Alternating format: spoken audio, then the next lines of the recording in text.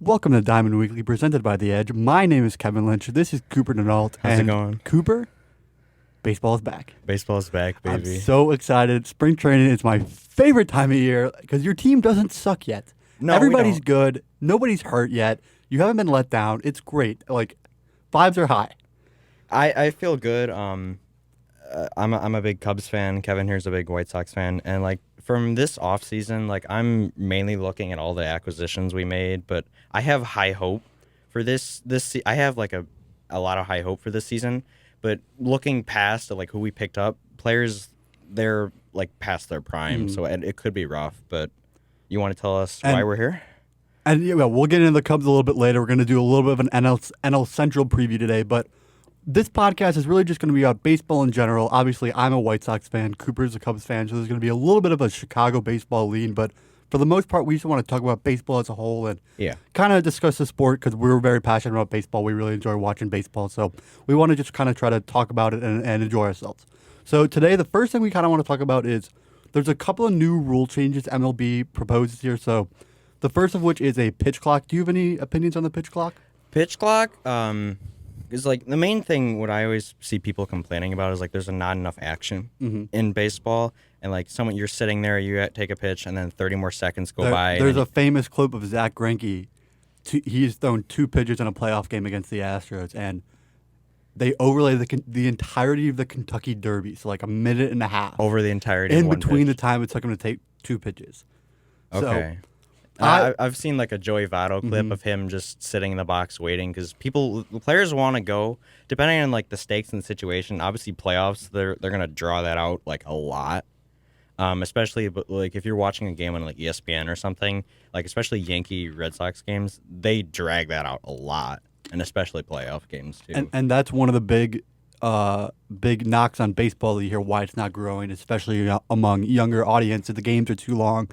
I think average length of a game last year was right around 3 hours and 40 minutes, which is a long time. It's a long time to dedicate every night, especially with such a long season, to watch such a long game.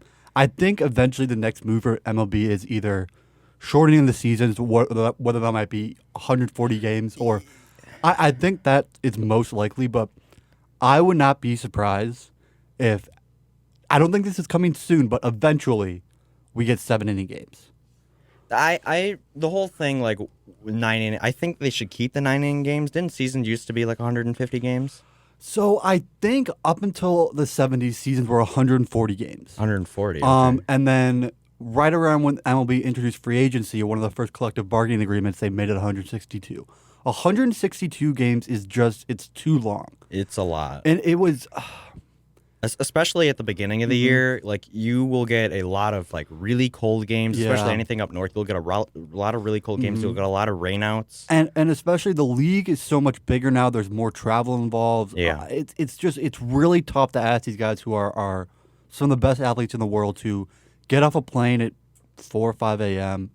and get to the ballpark and play a game at 2:30 or 3 or. And not only that, like this year they're implementing the new system where everyone plays everyone. So like teams from like LA might have to play someone in like New York. I mean, sometimes they have to if it's like Dodgers, Mets, but like Yankees will have to travel. Like AL will have to like come here. Like anything Seattle and Florida. Yeah. And this isn't a new issue. We're not the first people to talk about how the baseball season is too long. But the MLB has to do something about it soon because like guys are just getting injured left and right. I mean, I know about it firsthand. Like the White Sox are my favorite team, and everybody's dropping on that team. Everybody's hurt all the time. It seemed like every other week someone was on the IL. But it's not even just like, oh, my favorite player is hurt. Like some of the best players, like look at a guy like Mike Trout, who is one of the best baseball players of all time. Easily the best baseball player of our generation. Yeah. The guy's not on the field that much because he misses a lot of time. He misses a lot of games, and he's one of those people where like if you can keep him healthy, they'll play much better. And like he's someone who I have never seen personally in the playoffs that I want to see in the playoffs. Yeah, for sure. All right, so we'll move past that. We'll go on. So the next new rule, which is probably the most controversial of the new rules, banning the shift. Banning the shift, okay. Do you have any opinions on banning the shift? I have a pretty strong opinion on banning the shift. It's interesting, just the fact that like you can hit a ball solid, perfect contact, if you want to use MLB The Show terms, up the middle, and it's an out every time. If Cody Bellinger had a quote this week in the Bellinger. Chicago Tribune. He said, "Your whole life, if you hit a ball back towards the pitcher, it's a hit. It's always a hit." And then suddenly you wake up one day and it's an out. It's an automatic out. It's like, I know, because you can get, how close exactly can you get? I'm actually not sure on the exact rules. I think you have to have two guys on either side of second base. I mean, is either side, like you can be a foot away from the bag and you can be waiting, and like, Yeah. isn't it like Well, during the act of the pitch? That's another you can move? thing. I think so. So that's another thing. It's gonna. I think it could be a little bit more exciting for baseball because it's gonna allow us to see some more athletic plays Yeah, I from heard shortstop that and third earlier. baseman. They have to range farther to the right, farther to the left.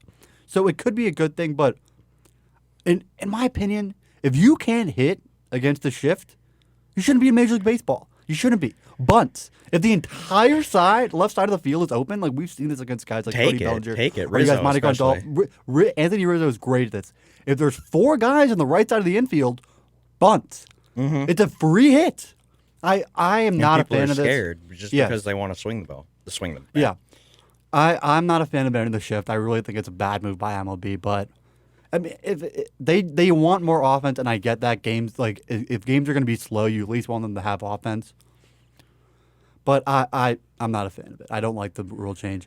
I know it's going to benefit a lot of guys, Cody Bellinger on the Cubs being one of them, but I just think it's a bad rule. I mean, like, going to the point, like, you'll still see people get, like, normally, like, for a left-handed hitter, you see the third baseman get stuck in right field, for example, or something. That clip of Manny Machado happened a couple of times where he's in deep right field. Yeah, and you could still possibly move the second baseman back and then just get the shortstop as close as possible as you can to the bag at second, and it could work out.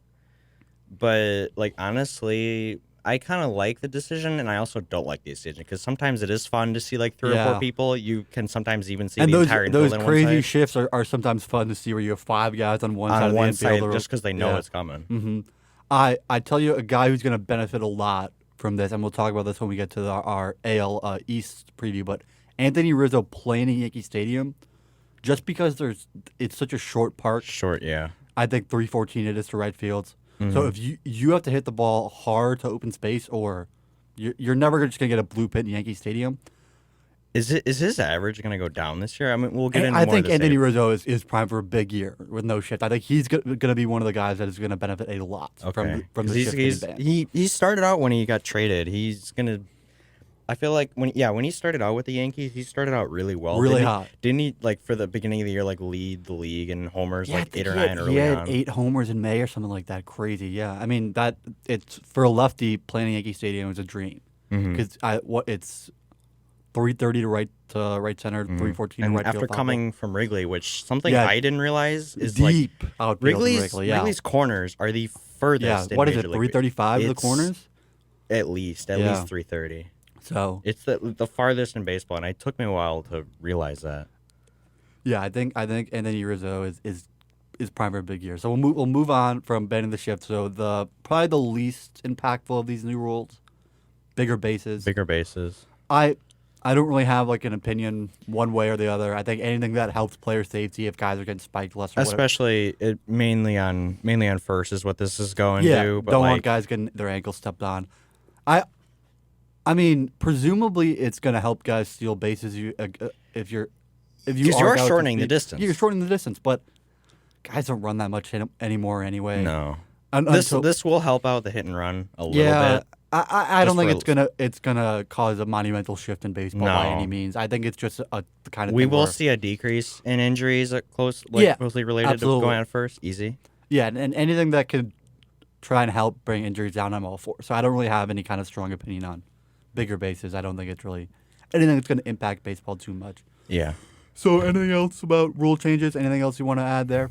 Nothing much. Mainly more like serious stuff as far as like blackouts. You wanted to cover? Yeah, so I wanted to talk about blackouts. So there's for those of you that don't know, Diamond Sports is the parent network for Bally Sports, which is the cable provider for 14 teams in Major League Baseball. They provide the games for 14 Major League teams, and they are currently facing Chapter 11 bankruptcy. They have defaulted on their payments to the Major League teams.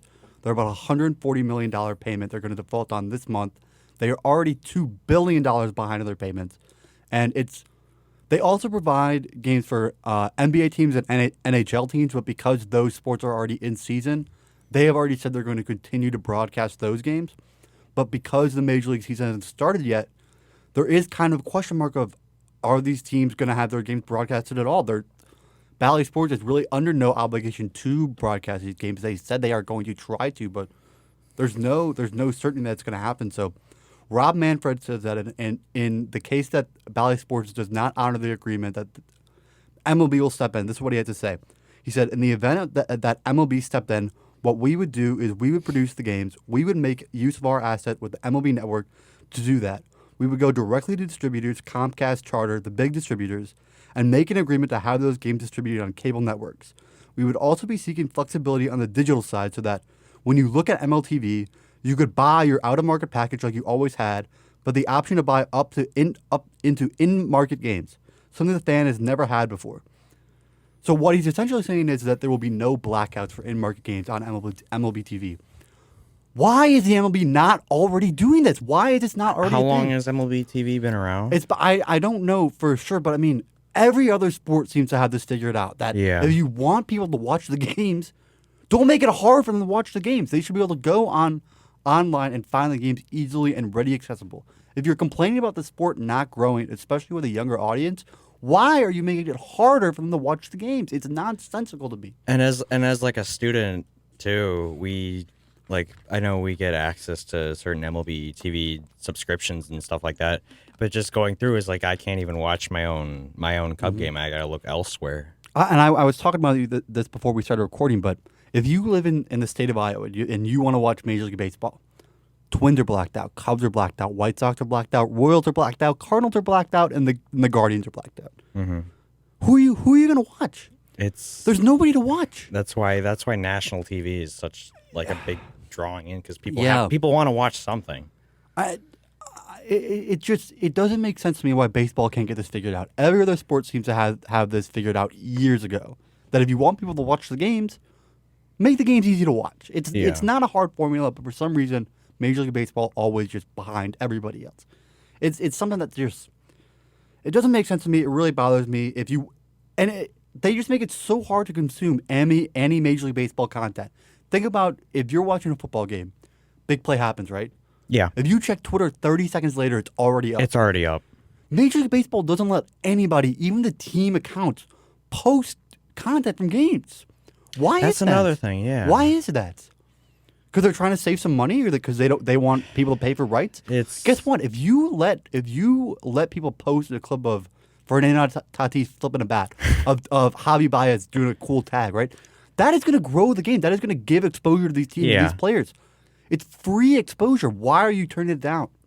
I don't know how much else like other sports will see this. Like one main thing. This is a weird side tack, but like I'm a big golfing person too, and especially some of the bigger tournaments and bigger golf like tournaments, they won't post like anything. You have to watch it live. Like they will not post anything until after the fact. So I feel like with baseball, if you want to draw in more people, you definitely need to do something about this, and it should have been addressed sooner. I think the NBA does a really good job of this, because even people who are big fans of the NBA that they don't watch every game, there's constantly clips of highlights coming out every night. So even people who are not big fans of the sport, they're exposed to the sport on a regular basis. If you are not actively seeking out baseball content, you're not going to find it. It's nowhere to be found. I've kind of lost it for basketball lately, just because of how much is on, and I usually tune into whatever is on. But for baseball, like especially with maybe some of the rule changes, like I'll feel like it'll draw more people in. I really think the pitch clock is going to be a huge improvement. It didn't it like I think I read somewhere recently that like the average minor league game was shortened by like at least 25 minutes. 25 minutes, yeah. So, which is insane. I know we went to a local game, and that went by. It was a pretty lumpy, dumpy game. Nobody really did anything. It was a pitcher's duel, and it was like what, 2 hours or something like that. Yeah, and it's great. It's fun. And when baseball is fast, it's fun.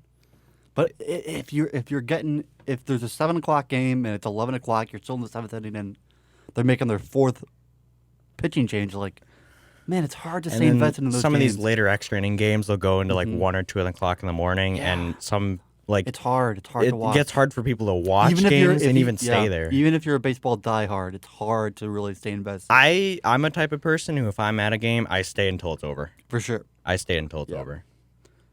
All right, so that's kind of it on the rule changes and the blackouts and everything, unless you have anything to add. No, I'm okay. So we kind of want to get into our NL Central preview right now. So the NL Central, kind of a middling division last year.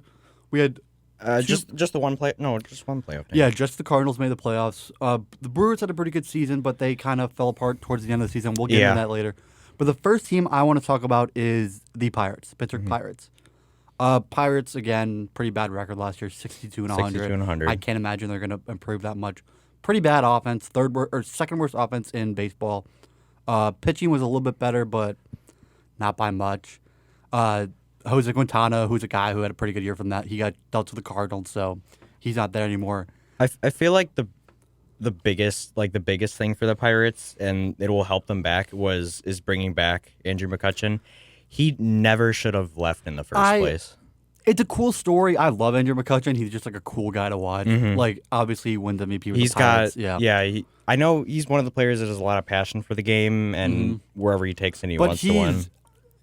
He was 98 weighted runs created last season. He's not going to do much for that team. I don't think he's going to be a guy that's going to turn this franchise around. And coming from a Brewers team that has mixed up its outfield multiple times in the last couple of years. It's a great story, and I love Andrew McCutchen. I think a lot of baseball fans love Andrew McCutchen, but I don't think it's anything that's going to make a significant impact on the Pirates. They also picked up first baseman Ji-Man Choi and Carlos Santana, who could be used as possible DHs. Those are good veteran players. I know Carlos Santana is a veteran switch hitter, right? Yeah. And coming from someone who reached the World Series in 2016, I feel like he's one of the people that you can possibly look for. It is a really young team. You have Ke'Bryan Hayes at third, who's a really young stud at third who can rakes too. He can, and he can feel the ball.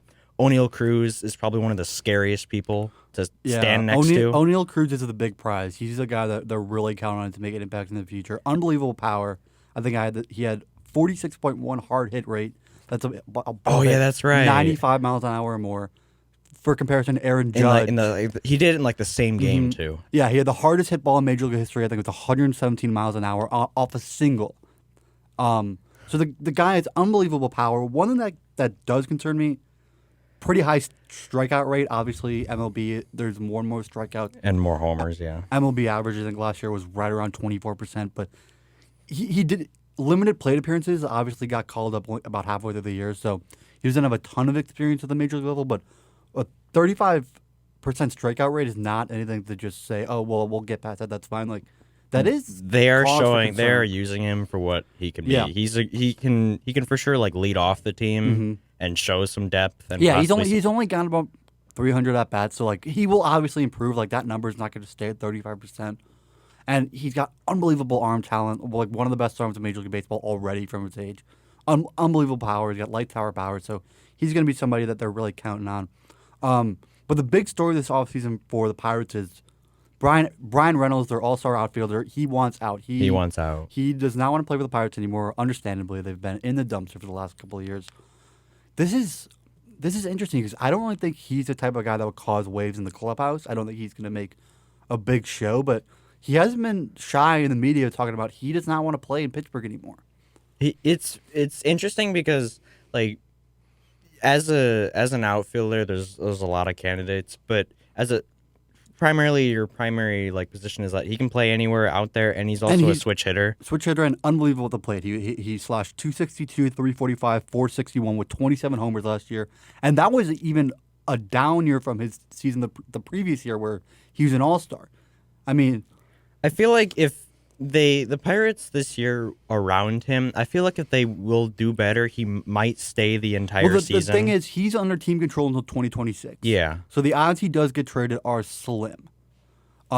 Because why would you trade a guy that can't? How much is he getting paid? He's still in a rookie contract, so I probably around. Okay. He hasn't an arbitration yet. He won't an arbitration. Okay. So I'm not sure off the top of my head, but he's probably not making much. But if it does get to a point where, because we don't expect the Pirates to compete this year, they're not going to be very good. If it gets to the point where middle of the season, he's having a good year, but he's clearly expressing discontent still, Do you trade him for assets? Do you trade him for the future? I feel like looking at like their starting lineup of like Mitch Keller, Ronzi Contreras, they did just pick up Rich Hill, which is an interesting one. Rich Hill, I can't believe that guy That's is an still in the league. interesting How one. old is Rich Hill? He's But got to be I 40. feel like if as you're rebuilding, because I know because didn't they had like the first draft the other year and they got what's his name, Henry Davis, catcher. Yep. The But cat, he's a couple years away. He's a couple years, so they're building. I feel like they just need a big pitcher piece somewhere to start something. Yeah, for sure. I mean, we don't expect them to compete anytime soon. They're still probably a couple years away. Like Brian Hayes and O'Neill Cruz are guys you expect to develop. Rosie Contreras, who was a pitcher last year, he made his major league debut. Pretty encouraging. He made 18 starts, 110 ERA plus. I mean, so he's a guy that you can kind of build around. David Bednar is obviously proven he's good.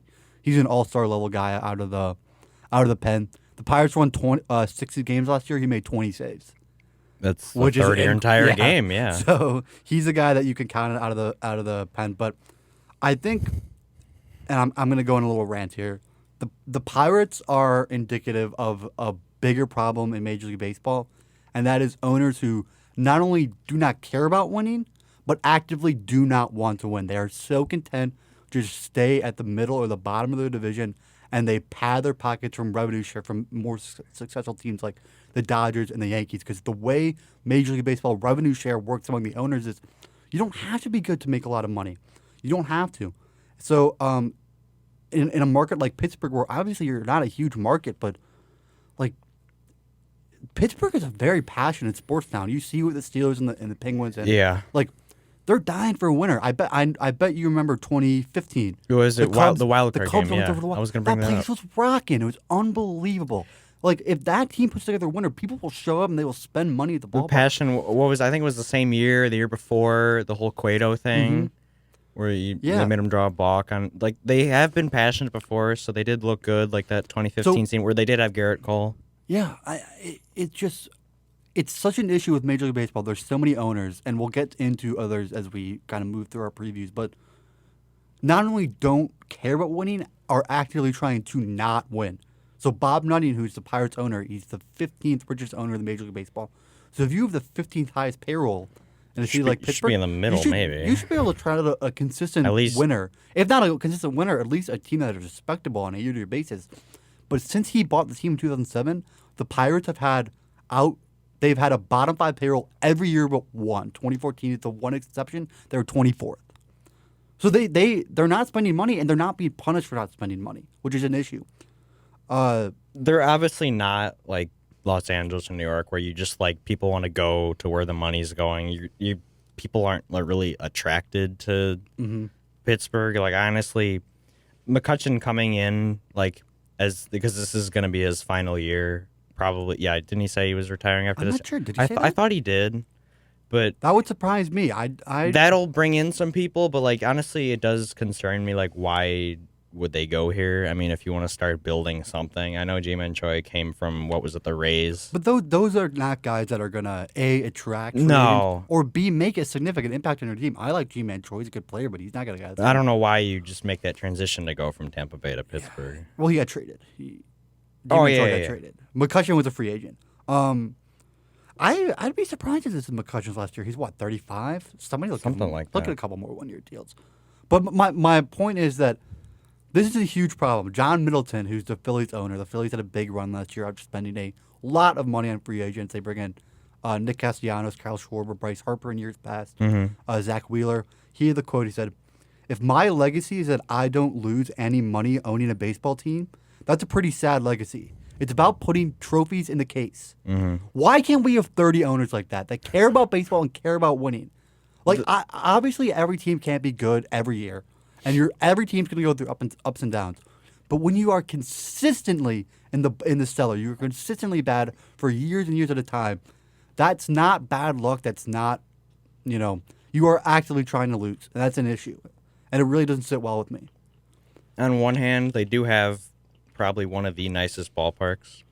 Oh yeah, have you been to Unbelievable Stadium? I need to go. That a bucket list item for me is to visit all 30 Yeah, stadiums. I've been in the Pirates Stadium. You got the Allegheny River right there in the background, the bridge. I mean, it's unbelievable. Great So stadium. And a very passionate fan base. Like I said, like they want a winner. They're dying for a winner. If you put a winner on the field, they will show up. it's gonna take a bit though. It's gonna take a few years. So like, what are you predicting then for them this year then? I can't imagine they'll win much more than 62 games again. They're projected 71 wins. I have a feeling they might scare like a couple big teams in like 5 or 6 games. That's it, and maybe sneak a few wins in there. Yeah. Just because if you give O'Neal Cruz enough time. Yeah. So Pacoda, which is Baseball Perspectives analytics department, they kind of project how many wins they think teams are going to have. So they project the Pirates at 71 wins. I'd be shocked if they get 71 wins. I think right around 62 again is a good number for them. They're just a frustrating team to root for and to watch. I mean, you are in a market there where obviously you're not in a big market like in New York or Los Angeles, but players will go to Pittsburgh if they see you're trying to build a winner, like trying to build something, and they just don't care. You just got to give them time. Mm-hmm. Yeah, it's frustrating, but I mean, the MLB has shown they don't care if owners are just trying to rake in money. That they don't care if they don't try to put it on the field. So what are you gonna do? But Nothing. then, so we're gonna move on. So now we're just gonna move up the chain. Next in line, we got the Cincinnati Reds, who finished with the exact same record, 62-100. Basically, another big disappointing year for them. The biggest question surrounding the Reds is this will this be Joey Votto's ending? Yeah. So Joey Votto is in the 10th year of a 10-year contract. He's got a club option for 2024, but odds are doesn't get picked up. He is one of the funniest guys to watch in baseball. For a long time, he was kind of a more like laid back, even keel guy. He's had some injury issues the last couple of years. Yeah. So he's been in a couple podcasts with like John Boy Media, doing stuff like that. Yeah. And he's so funny, such a cool guy, like so down to earth. I really hope Reds fans show up to the ballpark this year and like give him his flowers and really give him a good send out, like what we saw with Albert Pujols last year and like what we're gonna see with Miguel Cabrera this coming year. Yeah. Because like after Johnny Bench and Pete Rose, maybe Barry Larkin, like this guy's probably third or fourth best Red ever. Definitely the best Red of our generation. Yeah. Like I really hope that he gets a good send off because he really was so good for them, even when they weren't very good for a long time. Like did he ever get it like into the playoffs at all? Yeah, they made the playoffs a couple times. 2010 when they won the MVP, I'm pretty sure they made it, but like never any legitimate runs.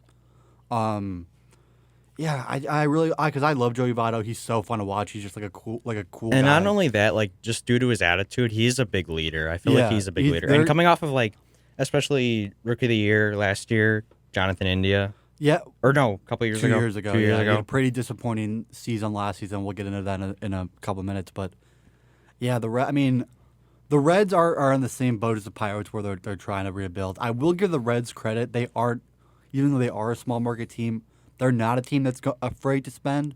Obviously, it just didn't make sense at their timetable to go out and get a big free agent. They did pick up Luke Weaver. They picked up Kirk Casale. Will Myers is an interesting one. That's a power bat. But like they have some guys that like really intrigue me. Like Tyler Stevenson, I think is going to be a stud. We got a lot. Oh yeah. Like he missed a lot of time last year. I think he only played 50 games, but like showed a lot in those 50 games. And then they had their catcher of the future. He's a guy that, if he stays healthy, could be very, very good. They trade Luis Castillo obviously last year, but like they have some pieces to build around. Elia De Cruz, have you seen this kid? Who? Elia De Cruz. Don't think so. He was playing in the Dominican Winter League this year, tearing it up. He probably would have won MVP. Really? If the Reds didn't shut him down. Like, the kid is unbelievable. That's interesting. Yeah, it's unbelievable. But like they have some pieces to build around, like Hunter Green. I was gonna bring up Hunter Green because like, what were his numbers last year? Because he did scare a bunch of people last year, and especially with the velocity. So, not unbelievable numbers. He's right around a 4.5 ERA, but he got off to a pretty bad start. He's someone Reds fans can look at and be like, he's our starting 100%, pitcher. a guy that could be a legitimate ace. I wrote this down here. He had 45% of all pitches 100 miles an hour or faster by start. That's scary. So the guy's got a live arm, obviously. So right around July last year, he was coming off a shoulder injury, and he started leaning on his fastball a lot more. He started throwing his fastball about 60% of the time, a little bit more than that. And when he started leaning on that fastball, the fastball is dominant. From July on, 2.61 ERA, 1.03 WHIP, 34 34% strike percentage, and a 16.5 swinging strike percentage. To put that into perspective, major league average for swinging strike perspective, 4. So the guy, if he leans on that fastball, can be dominant. Everyone today is trying to just develop the fastball as best they can. They're trying to get the max possible velocity. They want to get their best spin rates. I don't know if we'll go over any substance stuff, but like people you see are always. That's why the new umpire rules, which they brought in a couple of years ago, where they're always checking everybody. But like the fastball has easily become also like the most basic pitch to use, obviously. But then it's also one of the ones you have to be worried about. That like someone like this with Hunter Green, who has an ability to throw 100 and then probably drop something off on you. Yeah. The one thing with a guy who's throwing hard consistently, injuries are always a concern. He did deal with injuries last year, but like, I don't know. Like, I like what the Reds are trying to do. Like, Nick Lodolo is another guy who can be a top of the rotation type piece for you if he develops well. They have guys like I just talked about Elliot Cruz, who like this kid. Look this kid up on YouTube after we finish here. Unbelievable. Okay. Light tower power is so fast. Like he really is. A lot of rankings have him right around 10 or so, but like he's a guy that if he develops well, like could be one of the best players in Major League Baseball. He's unbelievable. But putting it all together, there's still obviously a building team. Like they're not going to get much farther than the Reds. Than the Pirates. Or Pirates. And that's fine. If you're rebuilding, that's fine. I give the Reds more credit because at least they are trying, and they've proven in the past that if it makes sense for them to spend money, they will go out and spend it. Obviously, this season, even though there was a big free agent class, it just didn't make sense with their timetable to go sign somebody big, and that's fine. But for teams that like the Pirates who don't go out and spend money on a consistent basis ever, that's what bothers me. The Reds, obviously, they're trying to lose right now, and that's fine. But at least in my head, I can see the future. I can see that they're trying to build a winner. They're basically in the Pirate situation, just trying to pick pieces up. But they want to win in the future, and the Pirates do not, and that's the difference in my mind. Okay. So 67 wins they're projected. I'd probably the same right around amount. there. If they win 70, I wouldn't be surprised, but I can't imagine it's much more than that.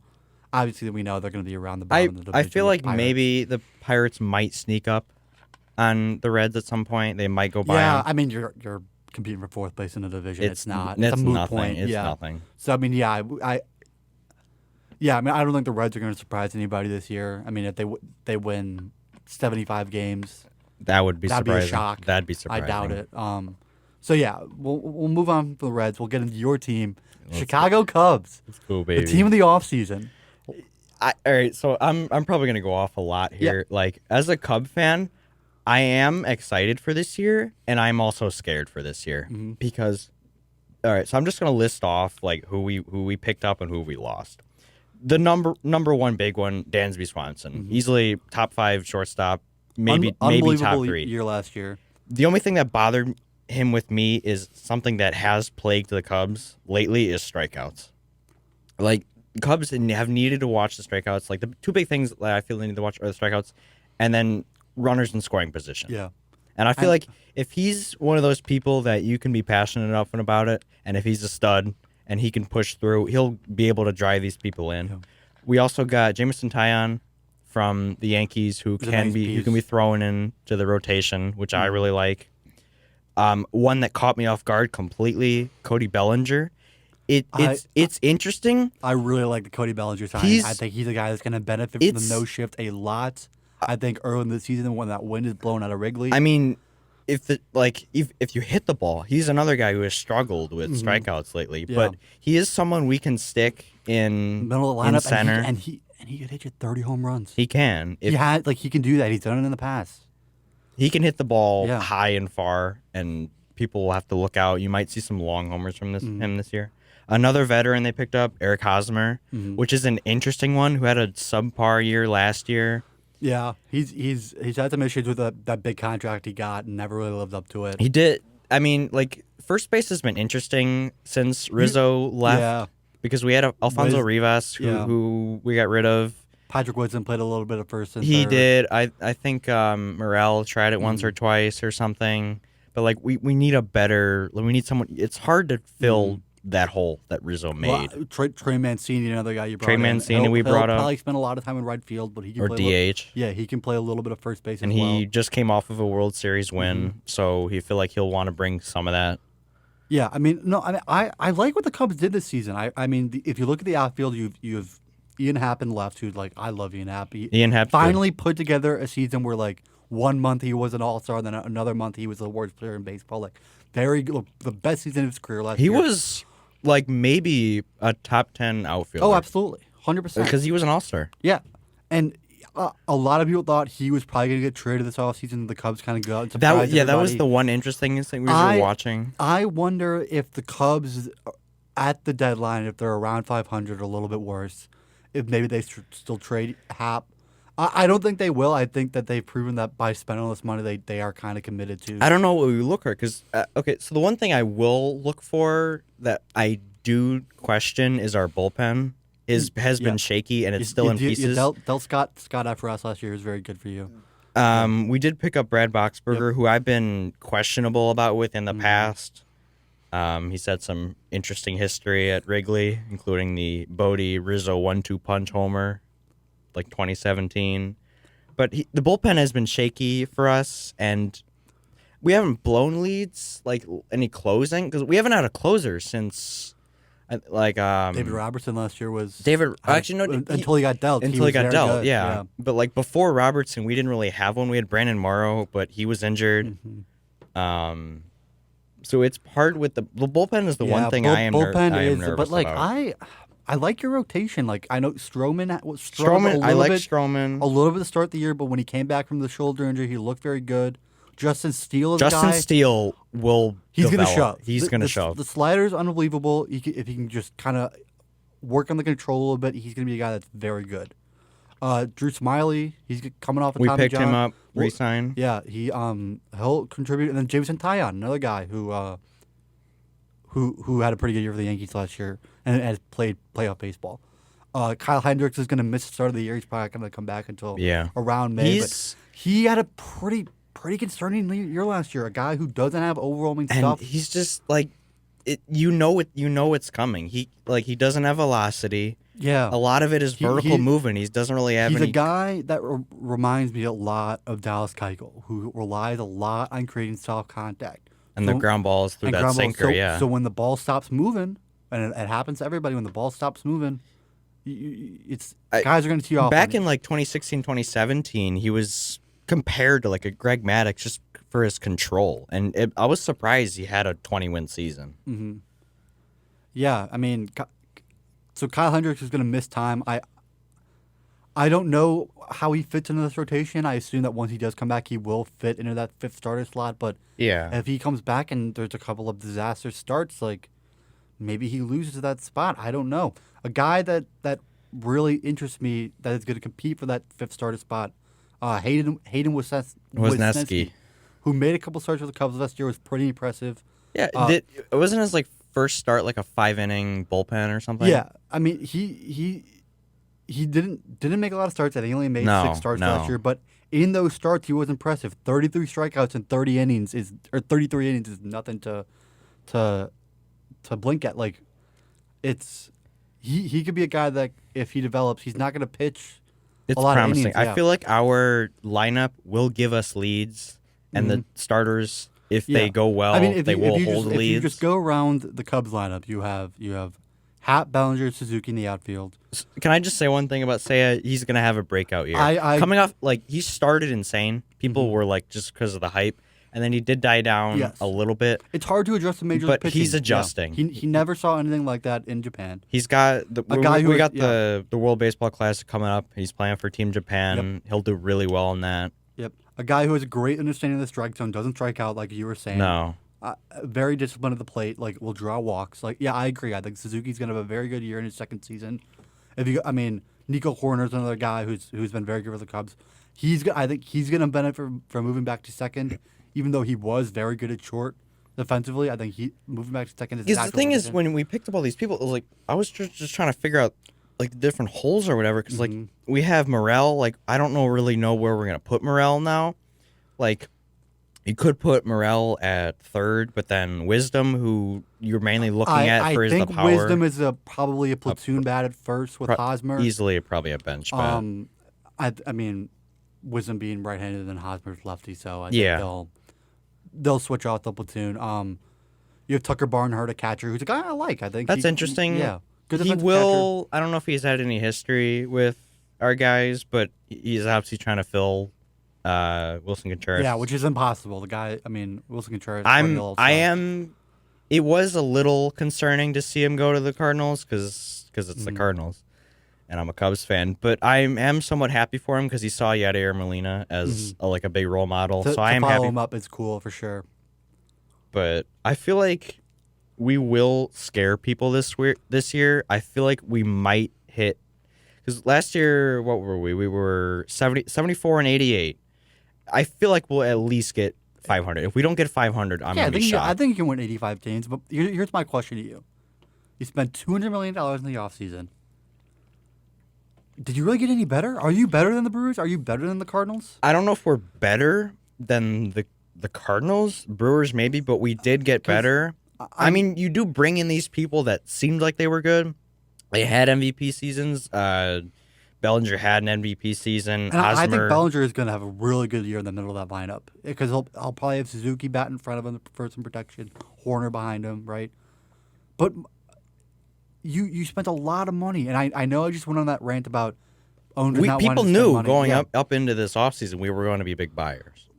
But does it make sense? Does it make sense long term? You have a lot of money committed. A lot of the small things. Bellinger was a 1 year. Yeah, I know Dansby was like a 6 or 7. Dansby's a long deal. Stroman, you have 3 on the books for 3 years. If he can stay healthy. Tyon is on the books for 3 years. Like, and I'm not trying to hate on the Cubs because I do appreciate that they went out and tried to build a winner, but I don't think they're better than the Brewers. I don't think they're better than the Cardinals. I think they're still the third best team in that division. I think we will be at least 500.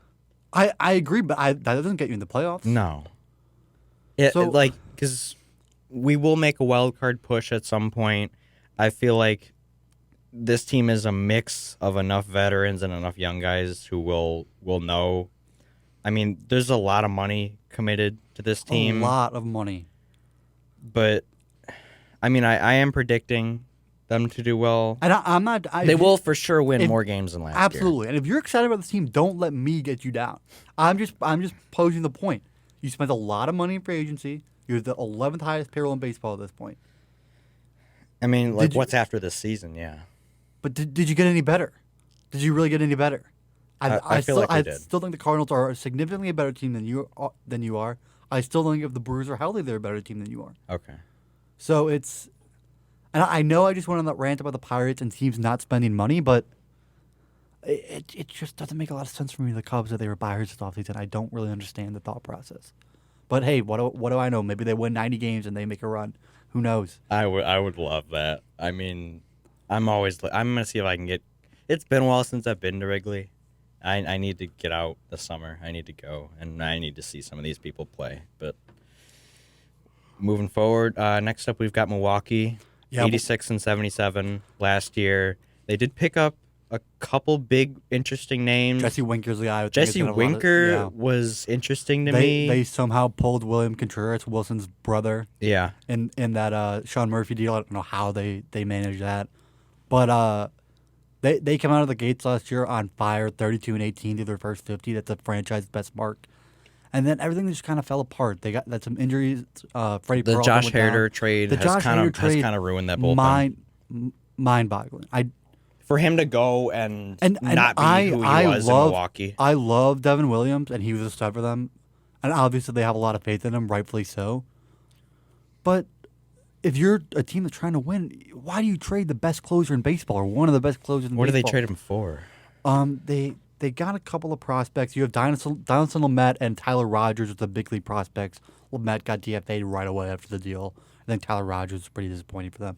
I'm not sure what prospects they got, but I don't think it was anything in terms of top 100 because at that point the Padres had already traded away. I think they feel like their starters can be dominant enough Yeah, but like going forward. that's a deal that you make if you're not confident in your team. And I know that Hader had a pretty bad stint with the Padres. Did not start out well at all. I think he showed when they played the Mets in the playoffs like he was his old dominant self again. Yeah. Like, he'll be fine. I'm not worried about Josh Hader.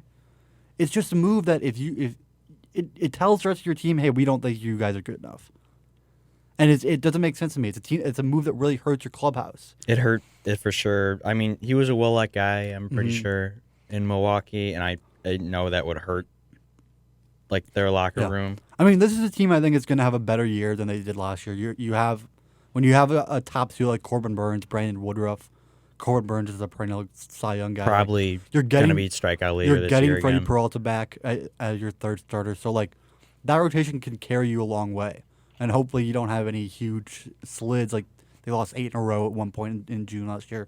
If you have a top 3 like that that's healthy like that, that's not going to happen. People will go ups and downs. Yeah. And So- everyone will have it at some point. Yeah, one thing that was really concerning to me is Corbin Burns in his last year arbitration this year, 2 years off of winning the Cy Young. He's in arbitration with the Brewers. He put up $10.75 million. The Brewers offered 10, and the arbitrator decided with the Brewers. So that kind of ruffled Corbin Burns' feathers, and there's rumors he might be looking for a trade at some point this year. This is what doesn't make sense to me, especially for smaller teams. If you have a guy that's homegrown talent and you don't want him to leave, if you want him to stick around, why are you going about over $750,000, which is nothing to you? That's but if you nothing. give him that money, like, it's everything to him. It's everything to him. With deals that are being made. Yes, why are you upsetting him for no reason? Over $750,000? Are you kidding me? With how many big deals are going out every year, like just the inflation of baseball is insane. Yeah. And we'll get into this when we do the AL Central, but the White Sox did the same thing with Lucas Giolito. They offered 8, or the White Sox offered 8. Giolito offered 8.5. It's like, just give him the $500,000. Like, and then maybe he won't hate you when it's time to negotiate a contract. Like, it doesn't make sense to me from the perspective of the owners. Like, why are you purposely making your big stars angry right before they're due to hit the market? I don't get it.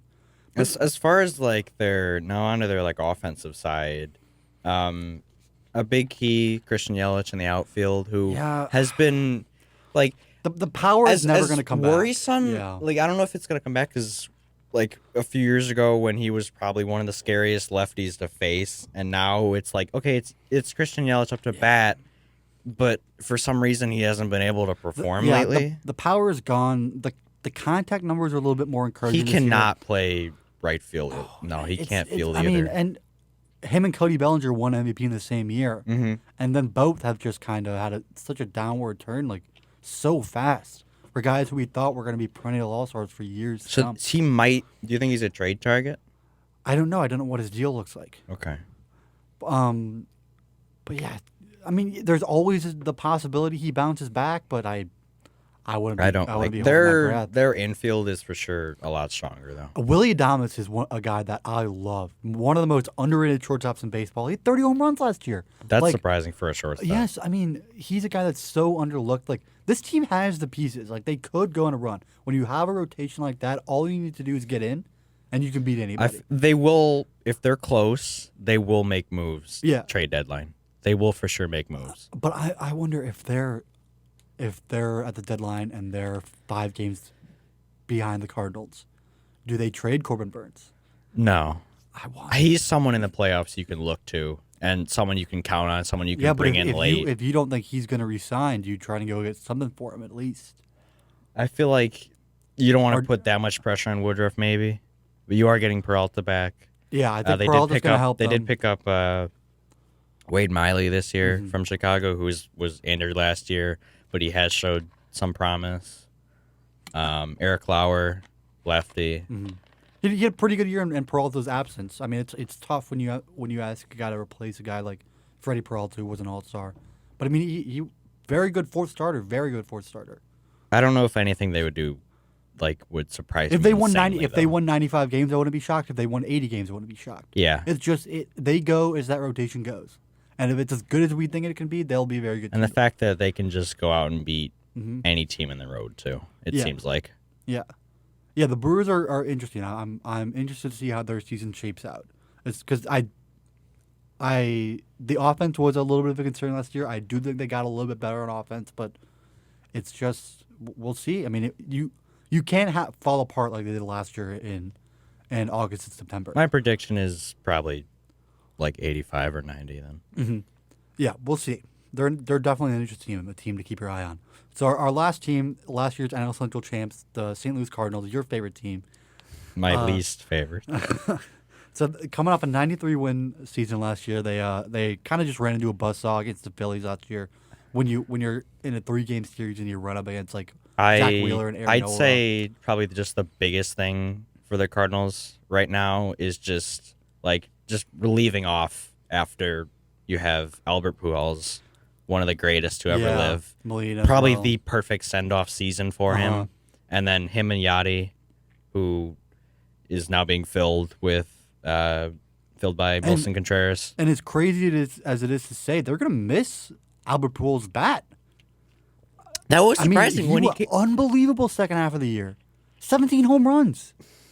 for a guy who's how old? Yeah, and that showed no signs of life with the Dodgers or the Angels before he came back to St. Louis. Like this, when I look at this lineup, it is scary. so scary. It's scary. Like Paul top Goldschmidt, so Nolan top down, Arenado, top down. yeah. You have Tommy Edman, who can essentially play anywhere in the infield. He can run, he can hit. Wilson Contreras, it's Wilson Contreras. Paul Goldschmidt, probably another MVP push. Nolan Arenado, Best defensive third best baseman in defensive baseball. player in baseball almost. Brendan Donovan has showed promise. He was good last year. Tyler O'Neill, if he stays healthy, that dude can run and he can hit. You see the arms on that guy, I'd be scared. Then the best named player in all of Major League Baseball, Nootbaar, your Lars Nootbaar. The dude, he did not look good last year, but Newbar? he was Unbelievable season. Are you kidding me? no, Look at the numbers. Pull up his baseball reference page. last year. Yeah, Lars Newbar had a good year last year, man.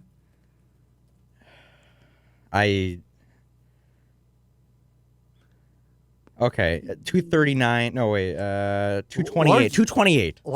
But averages and everything. You focus on average a lot. Averages and 14 everything. homers, 290 at bats. Yeah, he didn't play. He didn't get a lot of appearances. but There's a he big- is building. He is building. Yes, and there's a huge logjam in that outfield. Even you trade Harrison Bader to the Yankees for That was an I interesting was one shocked they traded Harrison Bader and O'Neill. But it probably was the right move because you have Jordan Walker coming up who could break spring training with the team. He could be your opening day right fielder. That kid breaks. You have Juan Yepez, who's kind of a pet project of Albert Pujols. I think Dylan Carlson. there's a lot of they probably have 6 outfielders that. That was another thing with the Cubs. Is they essentially had. They're close. Is they essentially have like 5 outfielders, but you have 3 slots. Yeah, but I mean, you need at least 4 outfielders you have confident. But the Cardinals. But you want to start all 5. Yeah. I think the Cardinals do end up probably dealing one of those guys for pitching because that is the big In terms concern. of pitching, Adam Wainwright, the re-sign, that's a big one for them. Yeah, he's coming back for his year 40 season. He's a guy that still can go out and give you 200 innings, no problem. He'll be consistent all year. Yeah, but it's mind-boggling to me they didn't go out and sign a pitcher, especially with the free agent class this year. You have Rodon, DeGrom, Scherzer, all free agents. Why do you not go get one of those guys? It's the only thing holding you back because you're putting a lot of faith in 40-year-old Adam Wainwright. Even if you don't want to go sign one of the top of the market guys, Chris Bassett, Nathan Eovaldi, Jameson Taillon are all guys that are going to bolster like the middle of your rotation. So it really didn't make sense to me because right now what your rotation is looking like. You have Mike Mikolas, who's really the only guy who could stay healthy last year that was consistent. You have Adam Wainwright, who's 40 years old. You have Jack Flaherty, who is destined for an injury.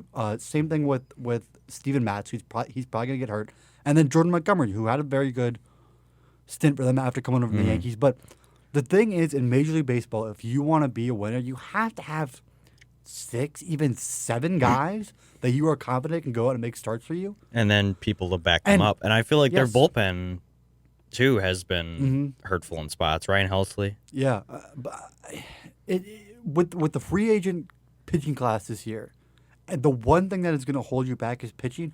Why don't you go sign a pitcher? Because Flaherty is not going to pitch 150 innings. He's not. He's gonna get hurt. One of those guys is gonna get hurt. It's not what if they get hurt. It's when they get hurt. What are you gonna do? And the Cardinals don't have an answer to that right now.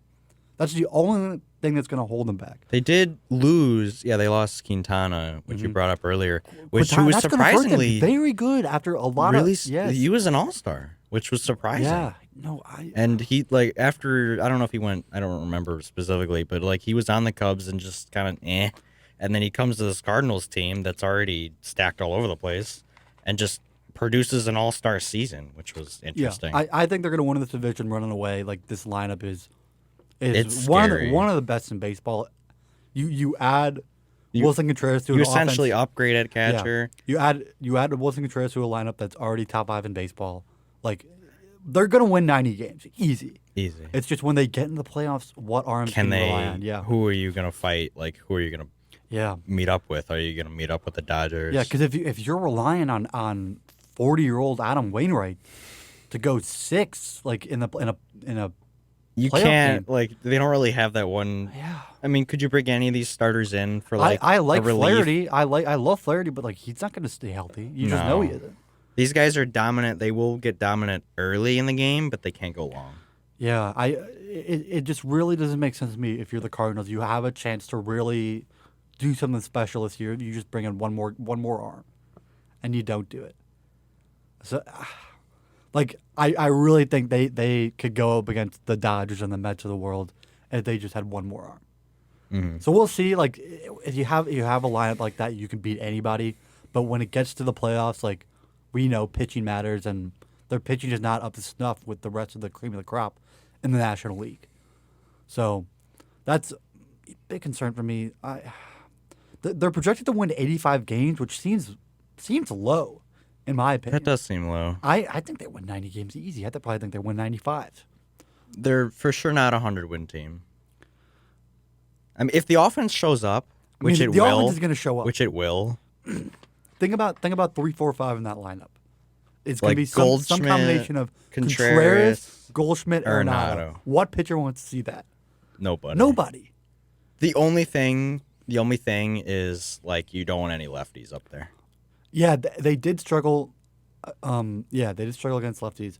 One thing that there's an interesting article in The Athletic the other day about how the new shift rules are probably going to hurt the Cardinals a lot, because if you look at the rotation, another reason why they should have brought in a pitcher, they don't strike a lot of guys out.